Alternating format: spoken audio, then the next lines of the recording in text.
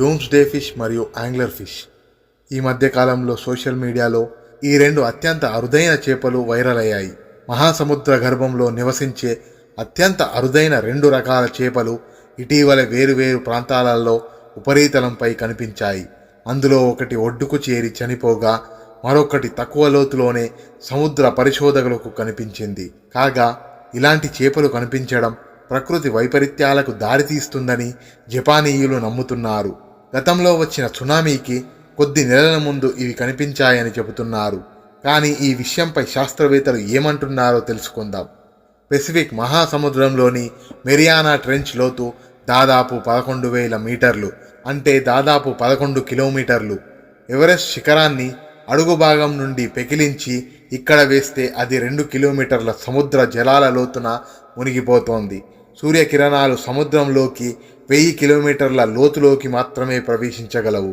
వాస్తవానికి 200 మీటర్ల లోతు నుంచి వెలుగు క్షీణిస్తుంది. అయితే black sea devil angler fish, doomsday లాంటి అనేక రకాల చేపలు మహాసముద్రాల లోతులో జీవిస్తుంటాయి. ఇవి సముద్ర ఉపరితలంపైకి రావడం అత్యంత అరుదైన విషయం. కాగా ఇటీవల వేరువేరు ప్రాంతాలలో ఈ రెండు రకాల చేపలు సముద్ర ఉపరితలంపై కనిపించడంపై పలు ఊహాగానాలు ప్రచారంలోకి వచ్చాయి. రిబ్బన్ ఆకారంలో పొడవైన లాంటి శరీరం, మెరిసే పొలుసులు కలిగిన డూమ్స్డే ఫిష్ అనే లోతైన సముద్ర జీవి తాజాగా మెక్సికోలోని బాజా కాలిఫోర్నియా సూర్ తీరానికి కొట్టుకొని వచ్చింది. యాంగ్లర్ ఫిష్ అనే మరో చేప 15 రోజుల కిందట ఆఫ్రికా వాయువ్య భాగంలోని టెనేరిఫేలో సముద్ర ఉపరితల జలాల్లో కనిపించింది. అందరినీ ఆశ్చర్యంలో ముంచెత్తింది. సూర్యకాంతి చేరని ప్రదేశంలో జీవించే ఈ జీవులు మహాసముద్ర ఉపరితలంపై కనిపించడంతో అందరిలో అనుమానాలు వ్యక్తమవుతున్నాయి. భూకంపాలు, సునామీల వంటి ప్రకృతి వైపరీత్యాల రాకకు ఇవి సంకేతమని జపానీయులు విశ్వసిస్తుంటారు. ఇలాంటి కథనాలు వారి పూర్వీకులు కథలుగా చెప్పుకునేవారు. డూమ్స్డే చేప ఉపరితలంపైకి వస్తే సునామీ వంటి విపత్తు రాబోతుందని జపానీయుల నమ్మకం. జపానీయుల జానపద కథల్లో డూమ్స్డే ఓర్ఫిష్కు రుగునోసుకై లేదా సముద్ర దేవుడికి ప్యాలెస్ దూత అనే పేరుంది. ఈ ఓర్ఫిష్ పైకి రావడం భవిష్యత్తులో ప్రకృతి వైపరీత్యాలకు సూచన అని వెల్లడిస్తోంది. 2011లో జపాన్లోని బీచ్లలో అనేక ఓర్ఫిష్లు కొట్టుకువచ్చాయి. ఆ తర్వాత కొద్ది నెలలకే టోహోకు విధ్వంసక సునామీ ముంచెత్తింది. 2017 ఆగస్టులో ఫిలిప్పీన్స్లోని లుజోన్ ద్వీపంలో 6.6 తీవ్రతతో భూకంపం సంభవించడానికి కేవలం ఒక్కరోజు ముందు డూమ్స్డే ఓర్ఫిష్లు ఒడ్డుకు కొట్టుకువచ్చాయి. అంతకుముందు 2013లో కాలిఫోర్నియా బీచ్లలో 2 ఓర్ఫిష్లు కనిపించిన తర్వాత ఇలాంటి విపత్తు రాలేదు. అందుకే ప్రకృతి వైపరీత్యాలకు వీటికి మధ్య సంబంధాన్ని ధృవీకరించే శాస్త్రీయ ఆధారాలు లేవు. సముద్ర ఆగదాల్లో నివసించే అరుదైన జీవులు పైకి వస్తున్నాయి.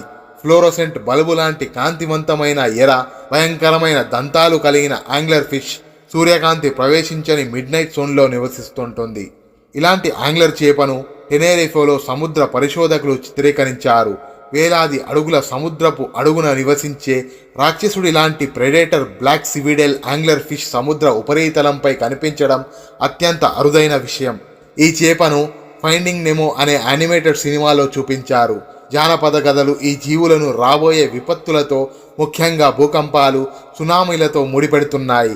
కానీ ఈ భయానికి ఏదైనా నిజముందా? సముద్ర ఆగదంలో ఏదైనా జరుగుతుందా?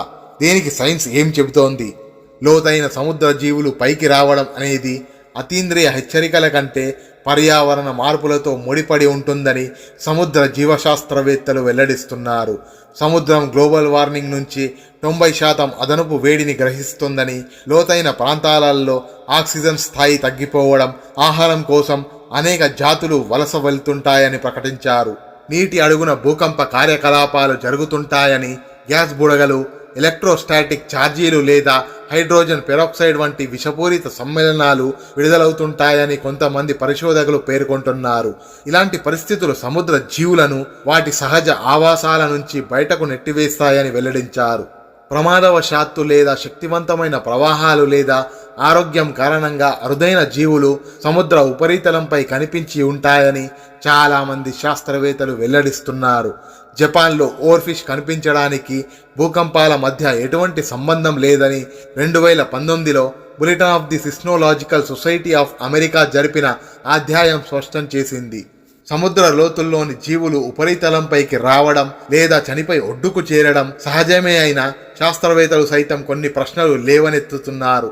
జానపద కథల్లో ఉన్న ప్రచారాన్ని కొట్టివేస్తూనే లోతైన సముద్ర జీవులు ఉపరితలంపై కనిపించడం చెడు సంకేతమని వారు అంగీకరిస్తున్నారు.